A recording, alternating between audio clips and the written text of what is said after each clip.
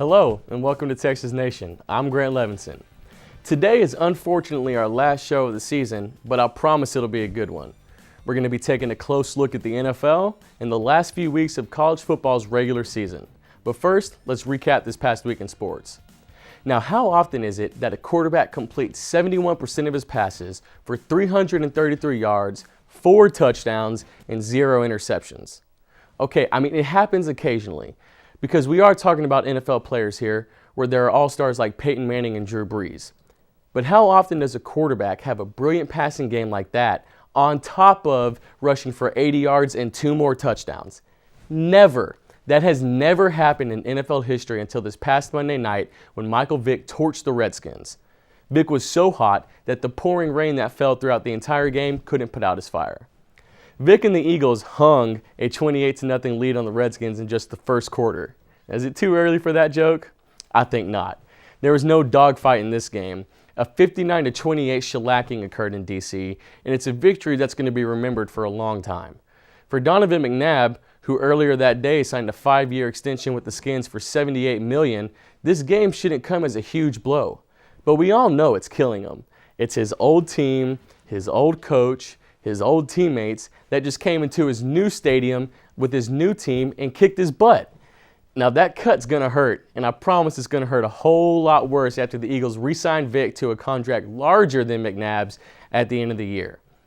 Vick not only manhandled the Redskins, but he's destroyed every team he's played. In the 4 games that Vick has started and finished, the Eagles are 4-0. Shocking, right? Well, not really. Vick is first in the NFL in passer rating, he has 0 interceptions on the year, and he's in the top 12 in completion percentage.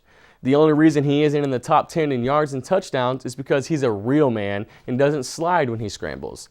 Now, yes, he might get hurt like he did and have to miss a couple of games, but when injuries are the only thing that can stop a player with this kind of talent, it's got to be pretty scary for opposing team defenses. As the saying goes, you can always take the dog out of the fight, but you can't take the fight out of the dog. Now, sticking with football for a moment, I want to talk about a controversial play that happened this past Sunday. The Houston Texans and Jacksonville Jaguars had a down-to-the-wire game. Both were fighting for second place in the AFC South. The Jags had the ball on their 50, down by 3 with just 3 seconds left in the game. Time for a Hail Mary, right? Well, quarterback David Garrard heaves it up with receiver Mike Sims-Walker as his main target. As Texans corner Glover Quinn outleaps everyone and bats the ball down, many think the game is over. But a miracle happened. Jags wide receiver Mike Thomas, who was trailing Sims-Walker on the play just in case something like this happened, had the ball spiked right into his hands at about the 1-yard line.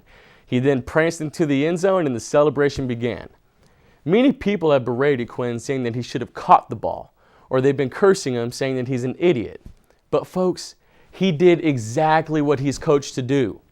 Every coach will tell you that whether it be on 4th down or the last play of the game, to just spike the ball down. That way it eliminates any chance of you fumbling the ball. He did everything right. He was just unlucky. Now, switching to baseball, many of the end of season awards are finally starting to come out. Now let's get to 2 of the big ones. Now, I know that it should not have been unanimous, but Roy Halladay definitely deserved to win. Halladay received all 32 first-place votes, winning the National League Cy Young Award. This gives him his second Cy Young. The other was back in 2003 with the Blue Jays. Halladay is now the 5th pitcher to win the award in both the NL and the AL. And now the AL choice for the Cy Young Award might surprise a lot of folks, but if you truly look at the numbers, it's really not that shocking at all. The American League Cy Young Award goes to King Felix Hernandez from the Seattle Mariners. Now, although Felix went just 13-12 on the season, he did have a league-best ERA of 2.27, and he had the second most strikeouts in the league as well. But many people are arguing that his 13 wins, which are the lowest total ever by a Cy Young Award winner, just aren't enough. But if you look at it, you will understand. Not only did he lead the majors in quality starts, but those 12 losses he only had a total of 14 runs when it came to run support.